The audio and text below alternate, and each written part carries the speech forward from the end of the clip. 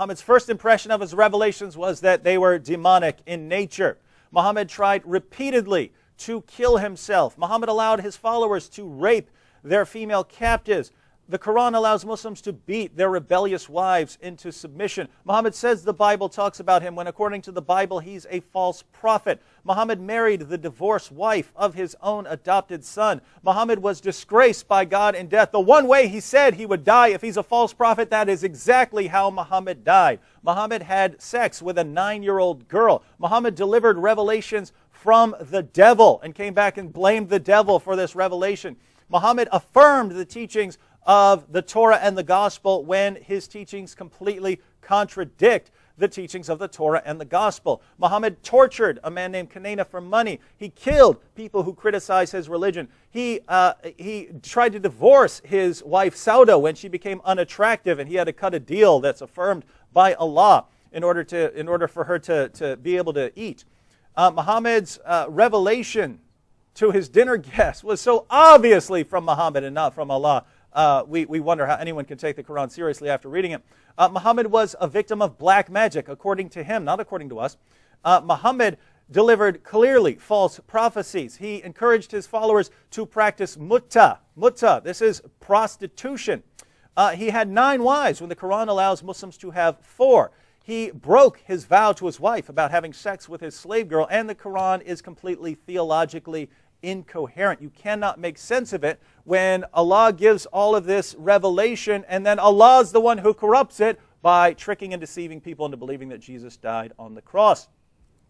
The Quran teaches that stars are missiles that God uses to shoot demons when they try to sneak into heaven. Muhammad ordered his followers to kill apostates, even those who left for very good reason.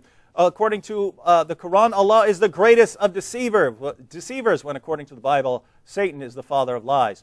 Muhammad had no assurance of his salvation despite the fact that he is the greatest of Muslims. According to Muhammad, women are stupid and immoral. Islam promotes idolatry. Muhammad said there would be no discrepancy in the Quran if it's the word of God, when there's all kinds of discrepancy. The Quran is based on the argument from literary excellence, the silliest argument ever offered for anything. Muhammad told his followers about a paradise that would make Hugh Hefner blush with the amount of sexual perversion in it. And, of course, if Christianity is true, Islam cannot be the truth because they teach different things.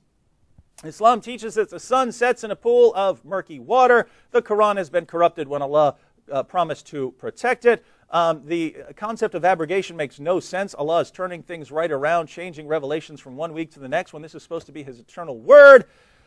Muhammad supported his fledgling religion by robbing people. Islam took rituals from the pagans. It stole stories from the groups around Muhammad during the time. Muhammad told his followers to breastfeed an adult in order to do away with sexual desire between them. Muhammad wore women's clothing. Islam deifies Muhammad by encouraging Muslims to talk to him directly during prayers. And Islam completely reverses the gospel by having the guilty Judas die on behalf of the innocent Jesus instead of the innocent Jesus dying on behalf of sinners. False revelation from Gabriel, and obviously false revelation. The Quran confuses Mary, the mother of Jesus, with Miriam, the sister of Aaron and Moses. Hygiene practices that would kill you if you took them seriously.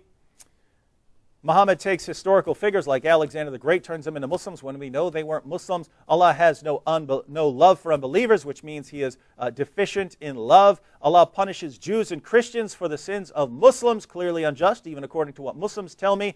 Muhammad encouraged his followers to violently subjugate the rest of the world, clearly inconsistent with the revelation of Jesus, which Muhammad affirms.